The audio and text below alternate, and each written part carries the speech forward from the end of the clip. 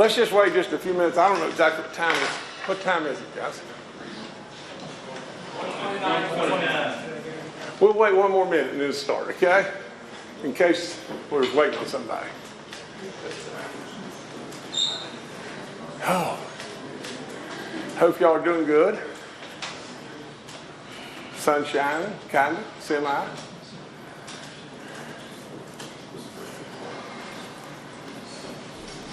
How are all y'all doing? I'm good. Out of gas a little bit, but I'm good.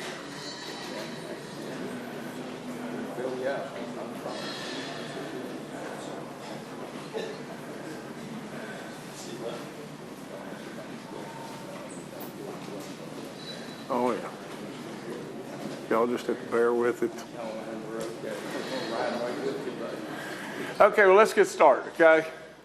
Because we've got some people here that probably have more knowledge than I have, but at the same time, you know, about specific things and the impact. What we're here about today is one thing, and that is ex-Mayor Bloomberg just came out and announced that he was going to give $500 million and join with the Sahara Club and upon an effort to shut down all the coal-fired power plants in the United States by 2030, I believe. And then as soon as he gets that done, we're going to turn all the guns on oil and gas. Now, let me tell you, there's lots of things going on, and I'll be glad to answer any of your questions about anything. But we need, as journalists, I think it's really time that we get out of the drama and we focus on something that could be catastrophic to the state of West Virginia. That's all there is to it. If he's successful, and his attack primarily is to attack state legislatures and on, and have enough influence to really, truly accomplish his end goal. His end goal is to extinguish fossil fuels. If that happens to us, we're back in the dark ages. That's all there is to it. And to think that this can be accomplished with alternative, sources, of energy, whether it be windmills or solar or whatever, of which I am an absolute proponent of. To think that that can be accomplished is ridiculous. Someday, maybe. But every day that goes by in West Virginia, we produce cleaner and cleaner coal. And every day that goes by, we are producing more and more clean natural gas. And we cannot afford this level of attack on us. Now, we can say what we want, and there's all kinds of drama out there. But this is the story. Because this single-handedly destroys West Virginia. Our great coal mining families, our great pipeline people, our great, oil and gas people, our great everything, all the spin-off of everything, whether it be truckers or it be the people at the 7-Elevens or wherever it be. We've just gone through the god-awfulest war on coal for the last 8 years prior to President Trump, and it almost killed us. It almost single-handedly killed us. And we're just crawling out of that terrible, terrible deal. And now, here we go again. And so we have to let our voices be heard. And I'd like you to hear from the experts. And so you guys take over from here, right over here. Y'all got to go right there to speak, one at a time. Okay. Or, just Chris going, or if everybody, it's your podium. If I'm going, they're going, Governor. Okay, good deal. Thank you so much. I'm Chris Hamilton with the Coal Association, also with the West Virginia Business and Industry Council. And since my good friend and colleague Bill Rainey is here, I'll speak primarily from the West Virginia Business and Industry Council. We are a major trade organization across the state. We span statewide. We span some 27 different business and industry categories, representing about 400,000 workers within the state, predominantly energy and manufacturing workers, as well as retail and some sales. But nonetheless, Governor, we're so appreciative that you've elected to take this on, and we are proud to stand with you shoulder to shoulder. As you indicate, we're just showing some signs of recovery. You know, we're seeing some coal trains and some river transportation and coal mine operations pick up a little bit. There's a lot of pipelines being laid, a lot of natural gas development activity, downstream petrochemical and manufacturing operations, and there's a lot of reasons to be optimistic, but this Bloomberg attack, I mean, it's an absolute attack on our state. It's an attack on West Virginia families. It's an attack on virtually our livelihoods here. And it probably impacts north of 100,000 people collectively here within the state. And it's very sinful to see this, quite frankly. I think it's un-American that someone would use their wealth to try to destroy, you know, a major fabric of our nation and state's industrial base and try to put people out of work. As the governor indicated, we've made a lot of progress with our clean coal technologies. We've ratcheted down emissions on the order of magnitude of over 97%. You're seeing steam and water vapor come out of these stacks today. You're not seeing contaminated air. And if you were truly concerned about contaminated air or the CO2 that's being emitted, you'd go over to China and India and try to work with their issues, who consume 7 times more fossil fuel and coal than what we do. Now, with every challenge, you know, there's perhaps an opportunity. You know, I think we have an opportunity to stand shoulder to shoulder, develop coalitions across this country to basically advocate the importance of fossil fuel energy sources nationwide, worldwide. We're doing it cleaner, we're doing it very efficiently, and we continue to be better at what we do every single day. There's an abundance of research going on with West Virginia University, Department of Energy, that works every day on clean coal technologies and, again, ways to improve and to try to utilize carbon. And if you remove that completely from the nation's energy pie, then we become, as a nation, extremely vulnerable to national defense and homeland security issues, not alone threatening the very grid that delivers all this household and industrial technologies.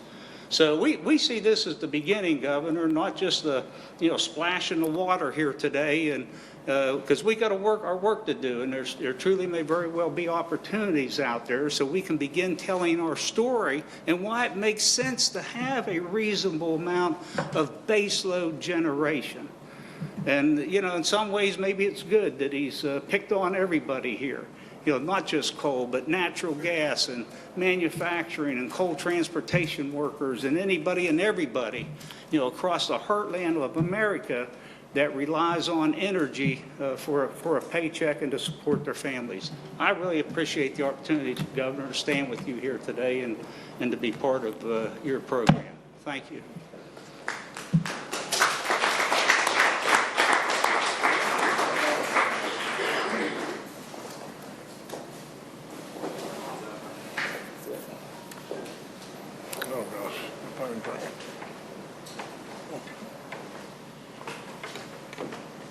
Well, thank you very much. My name is Charlie Bird. I'm the Executive Director of the Independent Oil and Gas Association of West Virginia. We're about a 600-member trade association of oil and gas producers and companies that serve them. I really didn't come really prepared much to make comments, but I am glad to be here so that I can tell you just a little bit about the natural gas industry. And one has to agree with Governor Justice. This is an attack on affordable energy, in my opinion. Natural gas in this state, we produced 1.7 trillion cubic feet of natural gas last year. It's clean, it's energy efficient, we do it in a safe manner. We employ about 17,000 workers directly, double that when you include induced and indirect. That's about 35,000 jobs for hardworking West Virginians, and we're proud to be here. We're proud to provide energy for our state and for our nation. It's just unfathomable that we would be take our industry that we rely on here, our extractive industries, and shut them down. Ioga is all about being an all-in energy state. We need natural gas, we need oil, we need coal, we need renewables.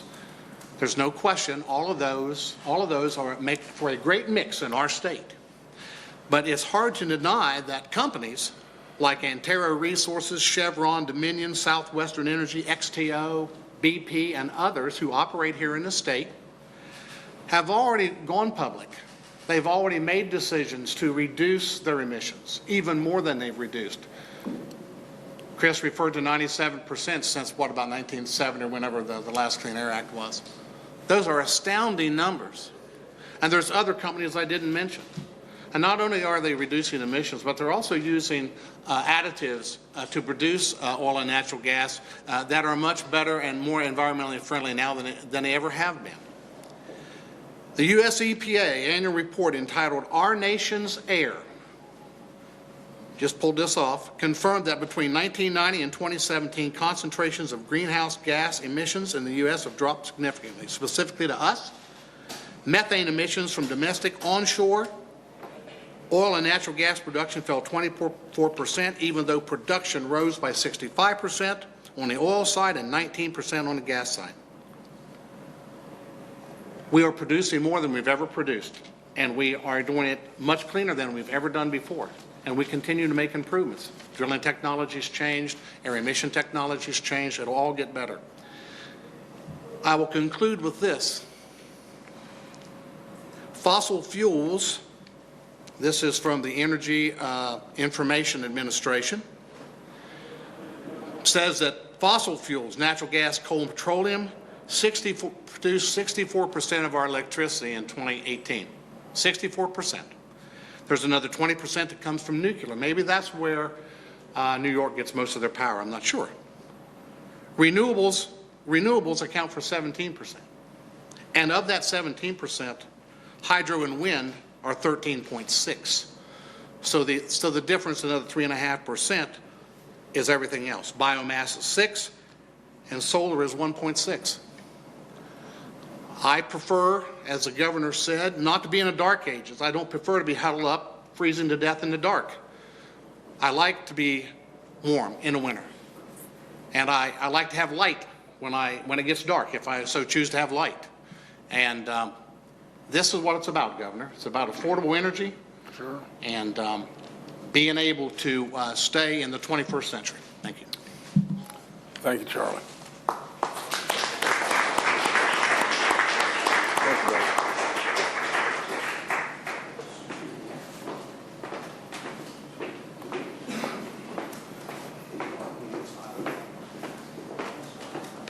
Hi, good afternoon. My name is Ann Blankenship, and I am the Executive Director of the West Virginia Oil and Natural Gas Association. Thank you, Governor, for allowing the industry representatives to come and speak out against the Beyond Carbon initiative. We stand together with coal on this, that we're very disappointed to hear about the attack on the fossil fuels here in West Virginia. I echo all of what Mr. Byrd said, representing IOGA of West Virginia, the other oil and gas trade association here. I echo all of his comments. Wabonga, together with IOGA, represents more than 85% of the natural gas developed and produced here in West Virginia. So I think we can adequately speak on behalf of those folks. You know, first of all, the Beyond Carbon campaign really is quite scary for the hundreds of thousands of jobs that the coal industry and the natural gas industry have created over the entire country. And it will put all of those into great jeopardy. Here in West Virginia, for the oil and natural gas industry, as Mr. Byrd alluded to, The companies here have already made great commitments to reducing carbon emissions, and they've been doing it for years, and they're going to keep on doing it.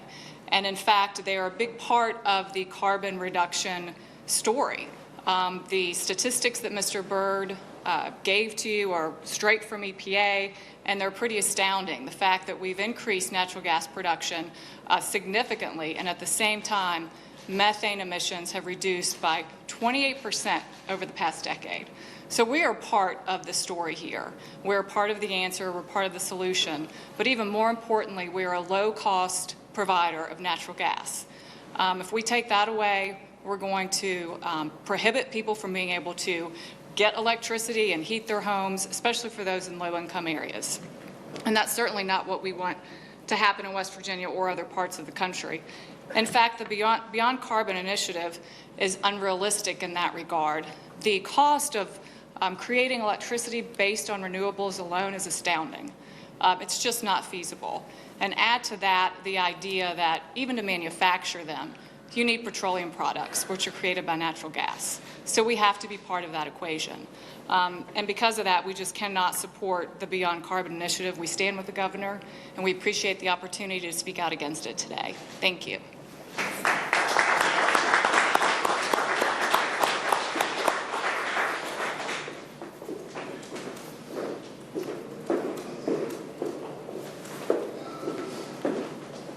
Hello, I'm Sammy Gray with First Energy Corporation.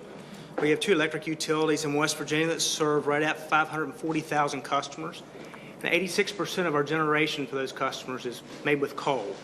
It's affordable, it's reliable, and we burn it as clean as we can. Our industry and our company spent billions of dollars to ensure we put environmental controls on our power plants to ensure that we get the most efficient and cleanest way to burn coal and provide electricity to our customers. Also, with the natural gas industry booming in the state, that industry has become some of our largest customers, and because of that, and you put their industry into the mix, it's helped bring down electric rates for all of our customers in our service territory in West Virginia. So with fossil fuels, both not only as our fuel, but also as our future and our largest customer base, we're seeing a growth with that customer base in the oil and gas industry in the state, and it's helping everyone with a lot of development and growth, particularly in north central West Virginia. I know what everyone said, particularly the Coal Association. We try to burn it cleaner, we try to do it cheaper, and our electric rates in West Virginia are cheaper than every surrounding state except Kentucky. We're well below the national average. And we do that while burning 86% of our fuel as coal. So we burn it clean as we can, we burn it efficiently, and we provide reliable power to our customers by using coal. Thank you. Sammy, thank you.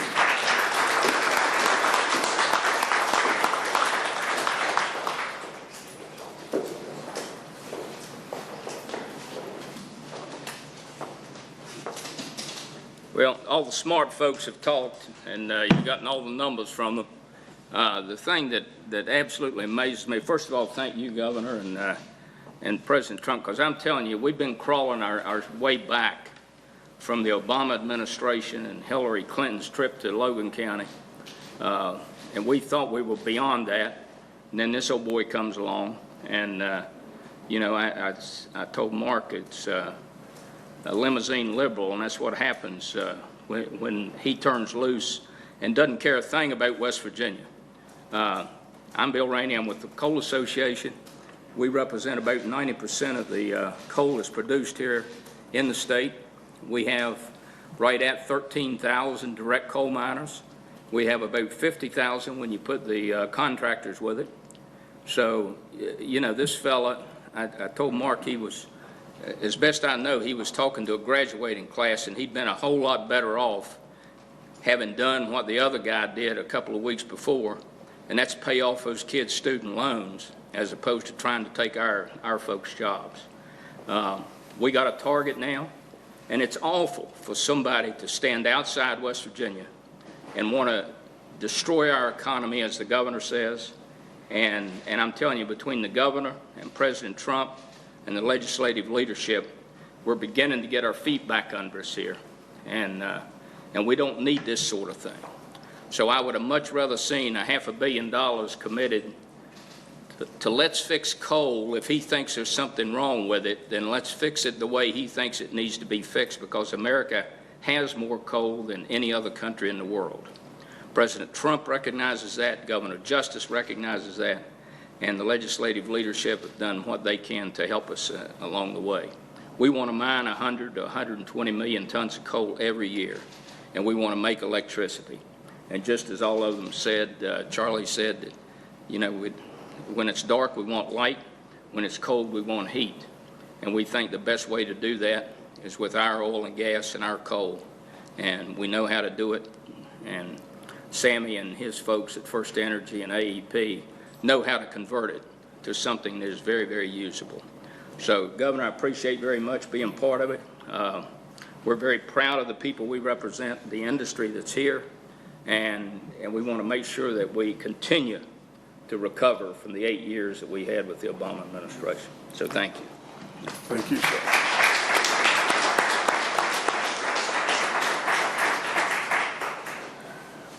Well, let me just wrap up this part and just say just this.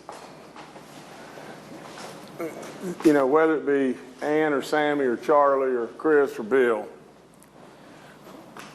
I can't fathom, if we just think of the number of people that they represent and families that they represent in West Virginia.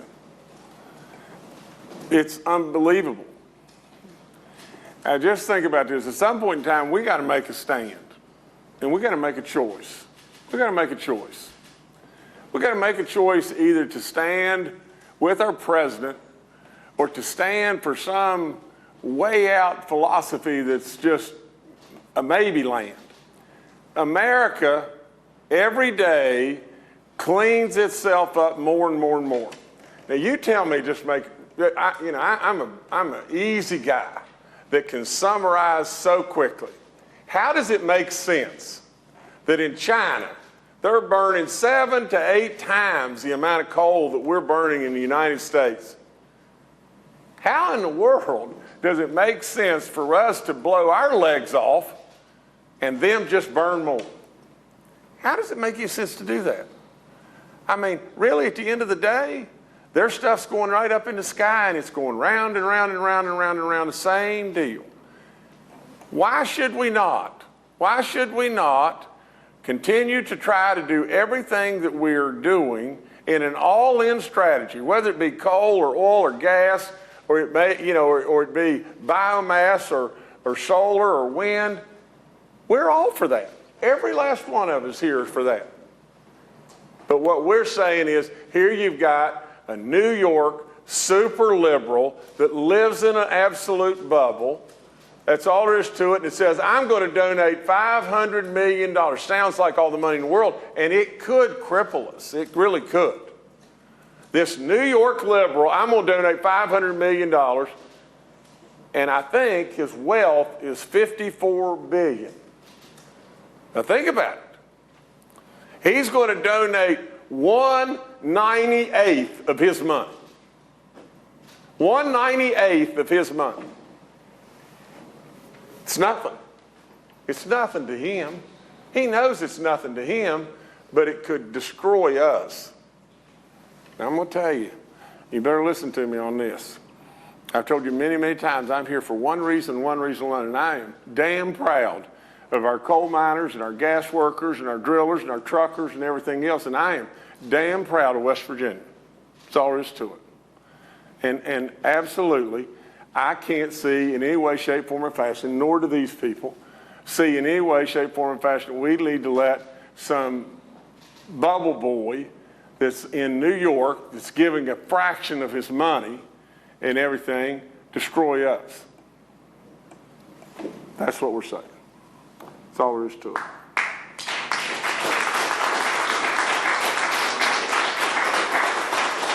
Now, I guess we'll take your questions as best we can. Have you spoken with President Trump since Bloomberg made this announcement on Friday? I have not. Do you intend to? With no question whatsoever. I have spoken with the Trump aides. I have not spoken directly to the president. Hey, Governor, my understanding is that Mr. Bloomberg intends to put that $500 million toward lobbyists and people with a green platform as they run for office. I see quite a few bright, articulate people who are ready to defend the coal and gas industry. Are we defenseless? Is that what we're saying? No, I think this. I think $500 million placed in the right spots across this country, could end up resulting in a situation to where we could become defenseless. $500 million in the right spots, the right ads, the right elected majorities and everything, before you know it, we could be just a memory. That's all there is to it. That's the play. That's exactly the play. The play is not to try to develop, wind and solar better. The play is not to try to, find a way to have more clean coal. The play is to extinguish fossil fuels, extinguish them, because they don't believe it. They just don't believe it. Well, they're only going to extinguish them with us. Well, what happens? Just think about this. What happens if the wind doesn't blow? What happens really and truly if all of a sudden we have some level of attack on whatever it may be on our grid?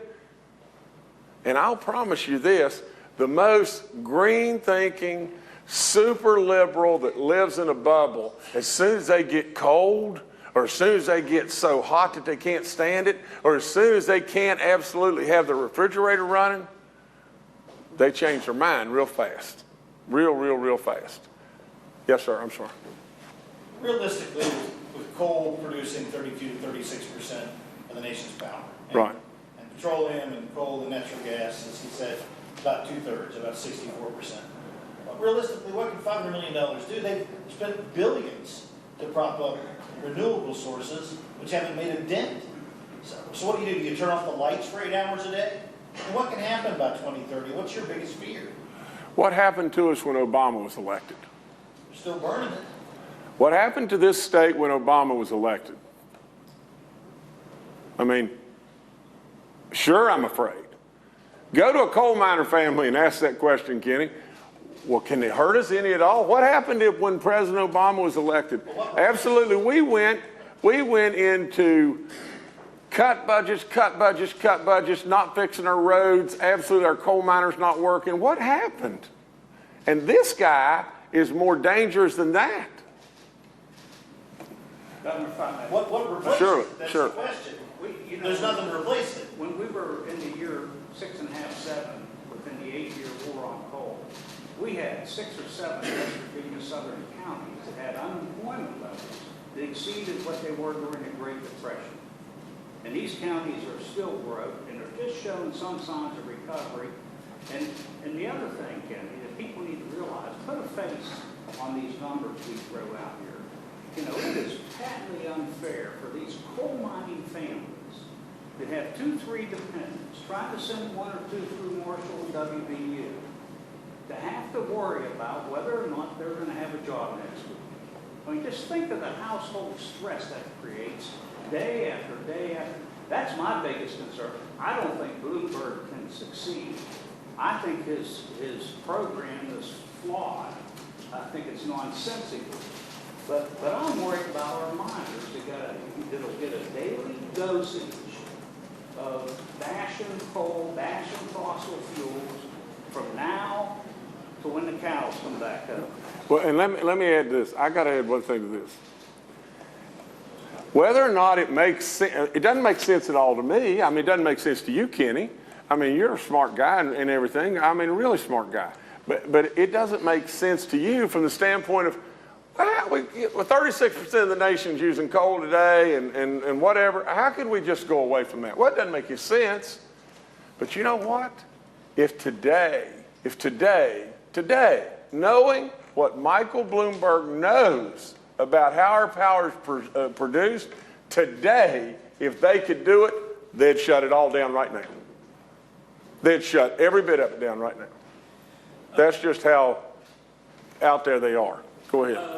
I was looking at Forbes this morning. Taylor Bergendahl tweeted this out, but the most recent FERC numbers for total available installed generating capacity, they had Coal City at about 21.55%, natural gas city at about 44.44%, just short of 45.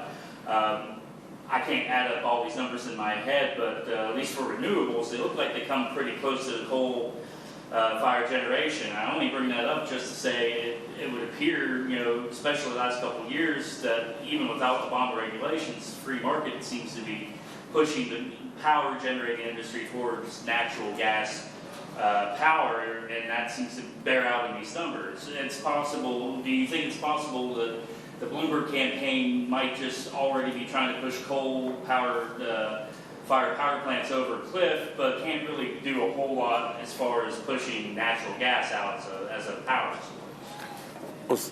Well, Stephen, let me. I think you make some good sense in what you're saying.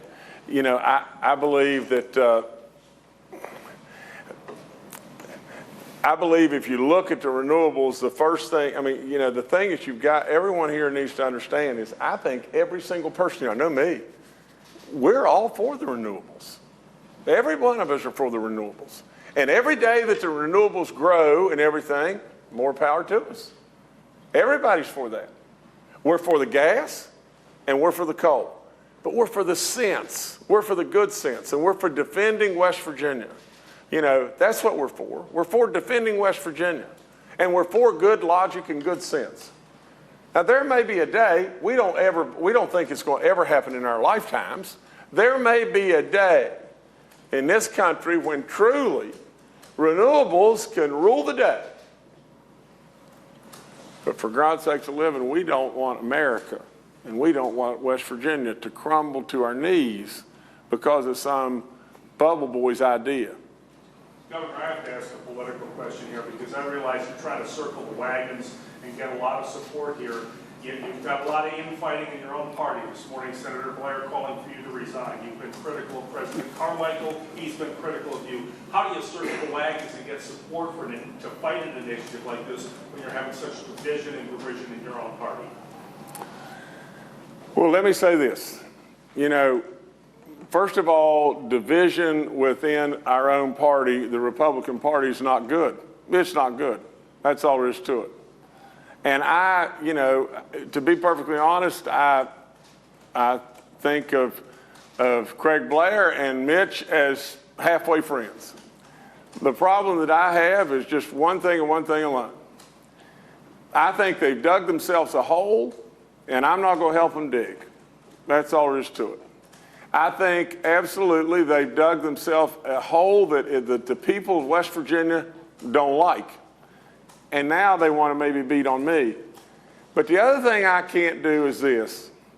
I can never not tell you the truth. Now just listen, there's more than just this example.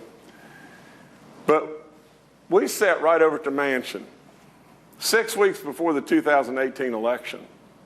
And I said to him, I think we've got the money to be able, because there was a lot of unrest and a lot of problems and everything. I think we've got the money to do another 5% pay raise for all of our state employees. And I think we've got the money to do $100 million in PEIA. And I want you to go and think about this. I want no strings attached. I want us as a Republican Party to own this issue. I want no strings attached. You go think about it. Well, they came back and they said, we're in. And we all came right here and we stood. We stood shoulder to shoulder. We said we're going to do a 5% pay raise and $100 million for PEIA. And then what happened? Again, let's tell the truth. We walked into the session and they introduced the Republicans, and Craig Blair is a bully. That's all there is to it, a bully. And they introduced a 138-page omnibus bill. I can't ever pronounce that word. And they never one time even told the governor about it. Now look, when I say I'm going to do something, I do it. I just do it. That's all there is to it. If you're going to change your mind, that's okay. But surely to goodness, I at least deserve somebody to come back to me and tell me about it. Same thing happened just the other day. We sat at the mansion, and President Carmichael told me point blank, we are not going to run education savings accounts. They're out of the whole deal. And what did they do? They ran education savings accounts. And then, of all things, I was up in the hallway, and it just so happened that the union leaders were there and a bunch of the union people were there, or the teachers were there, and I stayed outside because I thought really and truly that you know, Senate membership and everything was dismissing and everything, and I wanted to go up there and just mingle around and be with everybody. And then after the union leader spoke, Dale Lee, I just walked out there to say hi to everybody, and here's exactly what I said. I said, you need to be respectful of the other side's opinion, and they need to be respectful of you. I didn't make any commitment in any way other than to say, I hate like crazy we're spending the taxpayers' dollars and we're not going anywhere here because we just passed education savings accounts. We're going to send them right over to the House, and there's no way on earth it's going to go anywhere. Now, the other thing is the extracurricular stuff. I sat with the caucuses of both, and here's what I said to both. I said, I'm not going to address seniority or charter schools with you in any way. You do whatever is driving your heart to do that in every way. But I said, I am going to address the extracurricular stuff because here's how I feel. Explain one thing to me. Why would we be hitting back at the unions at the sacrifice of our kids? I'm no more a union guy. I'm a Republican through and through. I am not a union guy, but I believe that I should be talking to the unions and we should all be trying to work together. You know, why would you put something in that would say, here's the deal. Now, here's exactly what we did. We said, if there's a work stoppage, we're going to stop all extracurricular activities. What if there was a national chess competition?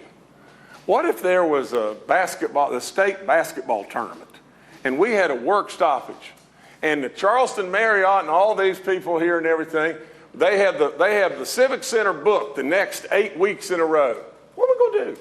What are we going to do? Just shut it down in order to make the unions look like they're at fault or hit back at them? Let me ask you one more question. What are we going to do if Kenny's boy is playing football at Fairmont Senior and we haven't practiced for 10 days? 10 days we haven't practiced. And then all of a sudden we go back to work and Kenny's boy goes right back in the game and hadn't practiced for 10 days, and boom, down he goes with an ACL blown out or whatever. Why would we do that? Why in the world would we do this? You know, when we came out with that omnibus bill, we put our kids out of school for 10 days and 10,000 people down here. And then the last of the last is this, and you say, I'm hitting back. All I did was not invite somebody to my fundraiser. That's all I did. You know, I haven't criticized these people individually in any way, nor will I. Nor will I. I am not doing that because the Republicans need to come together. But you need me to lead. And if the Republicans are being led right off a cliff that's going to cause damage to them, and I don't believe it, and I know it, then you need me to lead. Now, at the end of the day, when we threw a 138-page omnibus bill out there, what happened? Kids were not in school. Parents were affected. 10,000 people down here going crazy. Do you think that's good for the Republican Party? If you do, you're really out there on a limb. That's not good for the Republican Party in this state. That's not good for West Virginia. And absolutely, we've got too good a story to be telling, to go down that path. Donald Trump and I stand shoulder to shoulder, bound at the hip with one another. And if you think anything otherwise, you're really wrong. And there's so many good things that are right on our fingertips that can happen in West Virginia. And the other flip side of it is you elected me to lead you somewhere. And I have. And anybody in the world that can go out anywhere, if you're just fair, things are better. There's still lots to do, but things are better. And in this business guy that built an empire from his grandparents that didn't have indoor plumbing, there's lots and lots and lots of activities. You need to quit worrying about my stuff. You need to just worry about what's going on with this state. I've got good people that are running my stuff, and lots of them. You need to quit worrying about my stuff and the drama. What we need to do is just lead, and that's what I'm trying to do, and we've done it. We've done it. My dad would say, in its own way, it's done, done. It's done, done. Drive anywhere and look. Go anywhere. Ask any of these people. Be fair. That's all I'm saying. So what's your direct response to Senator Blair and his call for your resignation? It's ridiculous. It's totally ridiculous. Craig is trying to be a bully. He's trying to yell. And there's a lot, I mean, listen, Craig's a good man. I'm going to tell you that. Mitch is a good man. They've got themselves going in a direction here that is wrong, and it is, and they're getting deeper and deeper in the hole, and I'm not going to help them dig. It's ridiculous. It's absolutely ridiculous. I know what the people think. We just did a poll with the Trump people that was as in-depth as you could do anything in the world. Honestly, honest and true, cost more money than probably any poll that's ever been done in West Virginia ever, ever. What that poll tells us was just as simple as this. The people of West Virginia overwhelmingly don't want anything to do with charter schools. I'm the guy, again, I'm the guy that said we can get 2 or 3 pilot charter schools. Am I not that guy? I'm the guy that said we could get that. Now, we've got it so whipped up that the word charter scares people totally to death. I don't know that that's bad or good. All I'm saying is we could have gotten 2 or 3 pilot charter schools. We need to focus on this in education, and that's all there is to it. We need to focus on the 1,400, school aid, formula in the counties that have trouble there. We need to absolutely talk about the nurses and the psychologists and the counselors in the schools. We need to give math incentives. We need to have a couple more challenge academies, and we need to give the supplies to the teachers and that kind of stuff, and then be happy, and move forward. Because my last comment is just one thing, and that's all, and this is all there is to it. I've been in schools a lot, and I'm going to tell you that sure, there's real reform that needs to take place. Did you hear that? There's real reform that needs to take place, and absolutely we all want to be better and better and better and better. But I'm going to tell you this, there's a heck of a lot of good stuff going on in our schools. That's all there is to it. I'm there all the time. There's a heck of a lot of good stuff in our schools. And the last of my last is just this. If you factor in, Betsy DeVos told me the other day, and she got out way over her skis, to tell you the truth. Way, way, way over her skis. I think the Trump people, I know, she was way over her skis. But here's the deal. She told me that West Virginia, we're 38th in the nation. Now let's again be fair. All I'm asking is be fair. In the state of West Virginia, forever, just to tell it like it is, I don't think we've received our fair share of federal dollars. We have never received our fair share of federal dollars. We sold our votes in order to empower ourselves as we went forward. We absolutely remained dead last in everything coming or going. Now, the next thing is we were almost conditioned to think that we were, because of the jokes and everything that went on, we were almost conditioned to believe that we were not deserving or backward or whatever it may be. And now today, we have the state's #1, West Virginia being #1 in drugs in the nation. Now factor them in. We never got our right money. We were forced to believe that we were backward, And now we got the worst drug addiction in the nation. 38th? 38th?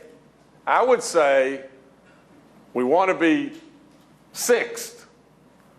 But 38th, considering those obstacles, you'd have to say there's a bunch of good stuff going on in the schools. That's all there is to it. Now, go to something else, please. Getting back to beyond carbon, you've discussed some of the economic impacts of this $500 million expenditure, but I believe the reason he's doing it is to curtail climate change before we reach a point of no return from burning fossil fuels. What's your response on that side of the equation, that this is an environmental issue? You know, Phil, I love you, and I do. I do. But I want you to just know this, and I want you to just think real simple about this. We got a family right out there that's got a hard hat on, they're going to work, and they need a job. They need a job real bad. In China today, there's 8 times stuff goes up in the sky. You tell me how, if we cut back even more, even though we've been tremendously successful, how are we going to help that equation? Now, another way I can explain this is this. It's awful. George Clooney goes out on his back door, or his balcony, and he says those no good for nothing fossil fuel producers and everything, and they're killing the earth and everything else. And he looks and he can't see across the street because of the smog. And then all of his crap floats up in the air, and it comes across these wonderful hardwood trees, and we clean it up for him. Doesn't make any sense to me. Now, at some point in time, there'll be real data that will make us all believe there's either got to be a real urgency worldwide for climate, change, or there won't be. But I'm not about to blow West Virginia's legs off because of some theory that somebody wants to do in New York. God, I'm getting wound up. Y'all got to calm me down. Do you believe in climate change? I think there's reason to have additional real study, but to just be as honest as I know how to be. I see the severe weather, and I'm not a weather studier, to know what happened 100 years ago or 100 years before that or 100 years before that. But it is something that we need to have ongoing studies about. But do I believe, if the question would have been this, do I believe if we don't act on climate change today, in 12 years the planet is going to implode? Are you kidding me? Really? Really? I mean, God above made this planet, and he made us, and there is no chance on this planet that has that's not going to happen. That's just not going to happen. Governor, there have been, you are chief executive and the leader, but there have been some situations on your private business side recently, some federal court things and some county court actions, and I'm wondering about what is the situation with their businesses and their ability to pay it. Our businesses are doing better right now than they have done for the last probably 6 years. Way better. We still are awaiting a settlement on an insurance claim on the Greenbrier that is really impairing the Greenbrier. That's all there is to it. Our businesses are doing great from the standpoint of over the last 6 years, but and I say it all the time, never have gotten much credit for this, but really and truly, electing not to take bankruptcy on the bad eggs, financially was probably a really bad move. But a lot of people got paid. A lot of people got paid. At some point in time, in the very near future here, I want to do this.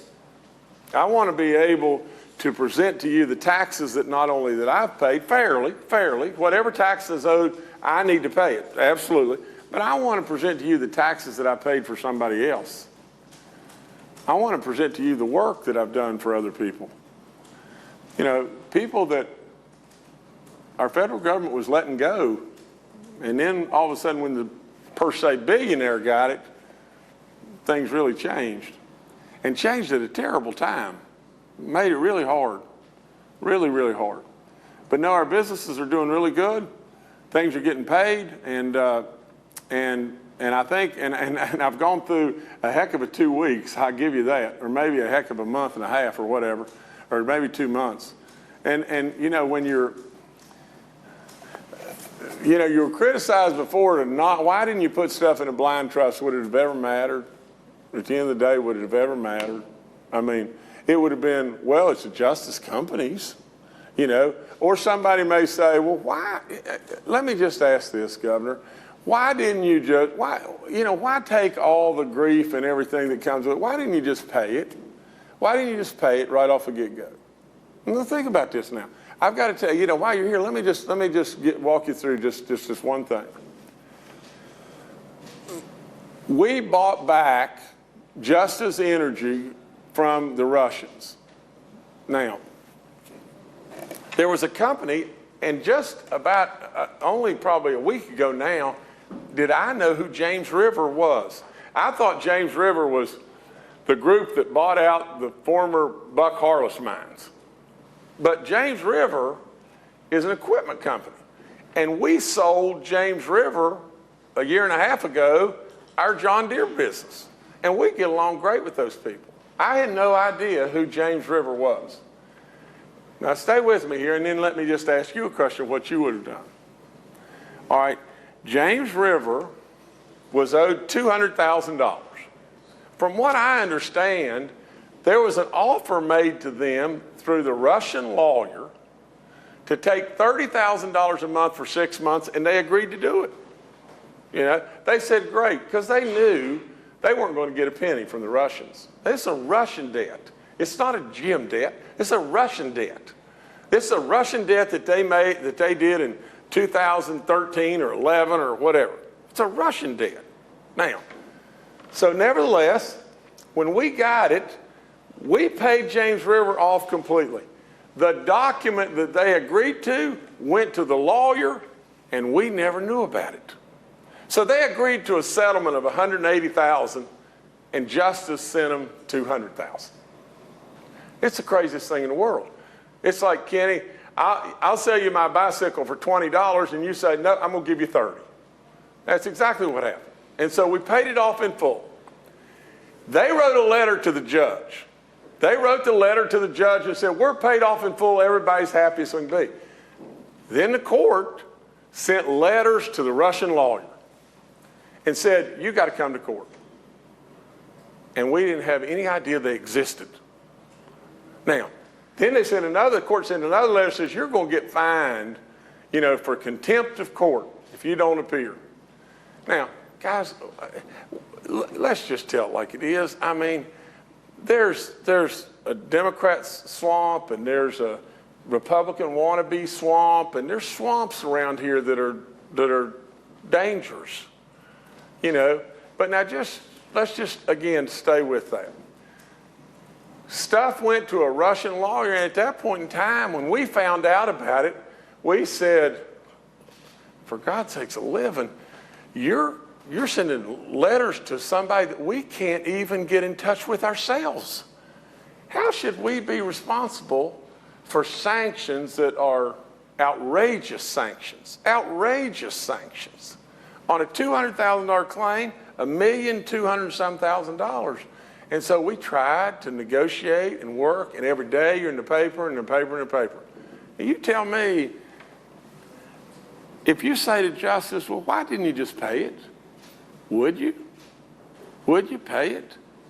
I mean, for crying out loud, if you got a speeding ticket for $100 and the judge sent something to a Russian lawyer and said, if you don't show up, I'm going to charge you $5,000 a day, and then they came to you and said, your $100 speeding ticket, you owe the court $100,000. Would you pay it? Just pay it because it may get in the paper? For crying out loud. I mean, it's just tough. But at the end of the day, I would say to you one thing. Don't worry about my stuff. Don't worry about my businesses. Don't worry about a thing in the world except this state. That's what you should be focused on, this state. Because things are going to be fine in my business world, and this state's going to be fine too. And the thing that is the bottom line to what I'm saying, and I hope you hear me to the rooftops on this. The guy that started with no indoor plumbing and the guy that built an empire is the guy you employed to pull our state out of bankruptcy, and I did it. I did it. And we're cooking. That's all there is to it. Now, sure, there's some warts along the way, but we're cooking. The guy that you said, I'm going to hand the keys over to, was a business guy, not a politician, a business guy, and said, take us somewhere, Governor. And I did. And there's a long way to go, a long way of goodness to go. Without any question, the Republicans need to be together. Not only that, the Democrats, Republicans, and independents need to be together. But if you expect me to just sit back and not lead, that's what I'm going to do. I'm going to lead. I'm going to lead all the time. How do you plan on repairing this relationship within your own party? Well, again, there's only one side hitting back. The only thing in the world I've done is said, listen, Donald Trump and I believe we're going this way. And if you believe you're going another way, it's just best that we don't invite from the standpoint of why invite? Just to cause more of a fuss and them say, no, we don't want to come? You could have looked at this. Why put them in an awkward position? Just don't invite. That's the only thing I've done. And I think about it.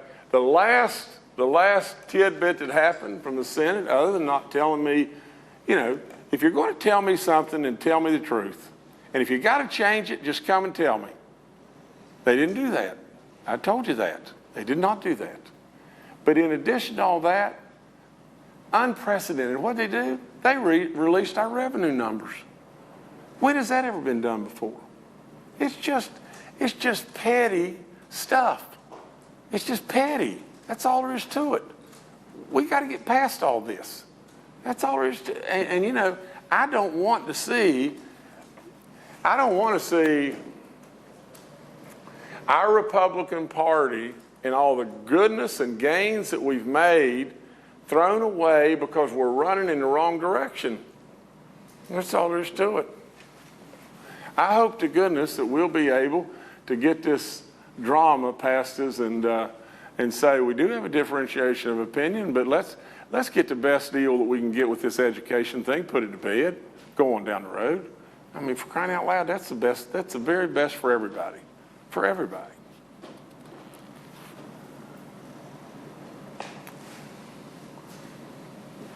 I'm sorry y'all had to listen to all that. All right, we're done. Thank y'all.